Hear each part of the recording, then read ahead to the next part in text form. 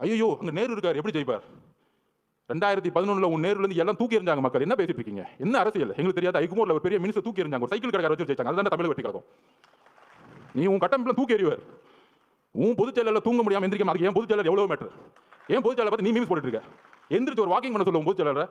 சட்டசபையில் உட்காந்து கிண்டல் பண்ணிக்கிட்டு கேலி பண்ணிக்கிட்டு எதிர்கட்சிகளை என்ன அவை நாடா ஒரு அவை நாவடக்கம் கூட தெரியாம சட்டசபையை கேலி பொருளாக்கிக்கிட்டு எப்ப பார்த்தாலும் சட்டசபைக்கு போனா ஐயா உதயநிதி வாழ்க ஐயா உதயநிதி என்ன தியாகி அவரு சட்டசபையா என்ன பண்ணிட்டு இருக்கீங்க? இது கேள்வி கேட்டா போதும் என் மேல ஒரு எஃப்ஐஆர் நான் புரட்சி உருவாக்கிட்டேனா? ஆமா எல்லாம் ஊர்ல இருந்து எல்லாம் ஆம்ச இறக்கி நடுரோட்ல நின்று துப்பாக்கி சுட்டுட்டு இருக்கோம். இதுக்கு ஒரு எஃப்ஐஆர், இதுக்கு ஒரு மிரட்டல். அது துரைமுருகன் நாங்க என்ன நடக்கணும் தைரியம் இருந்தா கை வைங்க தலைவர் பார்த்துவோம். தைரியம் இருந்தா கை வைங்கடா.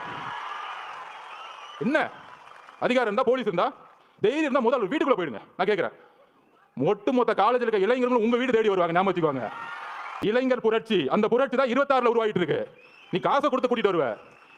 அதுக்கு நான் உதாரணம் சொல்லிடுறேன். நாமக்கல்ல இருந்து கரூர் வந்துட்டு இருக்காரு அண்ணன். நான் உள்ள இருக்கிறேன். அதுக்கு முன்னாடி ஒரு பெரிய காலேஜ் இருக்கு மதியம் என்ன நடந்தது? குமாரசாமி காலேஜ்ல இருந்து 5000 ஸ்டூடெண்ட்ஸ் ஓடி வருவாங்க. நான் 2 கிலோமீட்டர் பாக்குறேன். அண்ணன் பாக்குறாரு என்னப்பா அங்க ஒரு கூட்டம் ஓடிட்டு என்னப்பா அப்படிங்கிற ஒட்டுமொத்த காலேஜும் ஓடி வராங்க.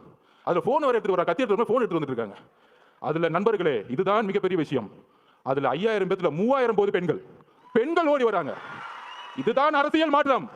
நீ சொல்ற நேரு வேலு செந்தில் பாலாஜி தூக்கி எறிஞ்ச இளைஞர்கள் போயிட்டே இருப்பாங்க. ஞாபகம் வச்சுக்கோங்க. காவல்துறை பார்த்து பயப்பட நினைச்சிட்டு இருக்கீங்களா?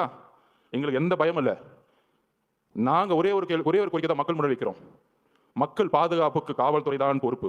எங்கள் பாதுகாப்பு என் மேல எஃப்ஐஆர் போடுங்க, எங்க பொதுச்செயலாளர் அரெஸ்ட் பண்ணி உள்ள வைங்க, நாங்க எதிர்கொள்ளுவோம். சுப்ரீம் கோர்ட் கூட போய்க்குவோம். எங்களுடைய ஒரே ஒரு தொண்டை மேல கை வைங்க, சுப்ரீம் கோர்ட்ல ஆர்டர் வரும். நாங்க இப்ப சொல்றோம்.